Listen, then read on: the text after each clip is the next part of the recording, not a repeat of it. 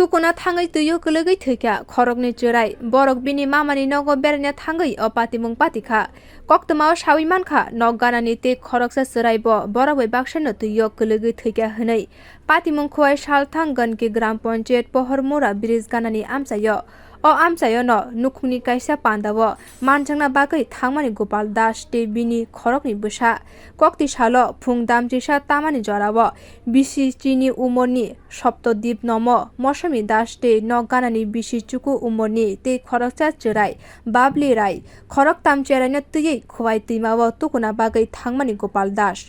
আতমসা তুইমা কুথুগো থাঙ্গৈ পায়ো আ খরক থাম চেরাই চিরিকমানি খরাং খনাওই আ চেরাই রগ্ন বানসরিনা বাগৈ তুইয় নখরমানি আমসানি লুকুরকব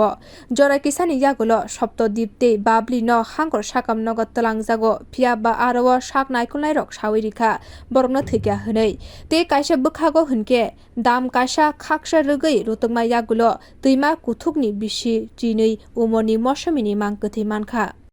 অনুমান 11:30টার সময় আমরা খবর পাই যে 3 বাচ্চা জলে ডুবে মারা গেছে বলে তো তাদের নাম হচ্ছে সপ্তদ্বীপ 7 বছর মেল আর 2টা বাচ্চা হচ্ছে ফিমেল বাবলি রাই 9 বছরের আর মুতসি দাস এটা 12 বছরের 3 জনের মধ্যে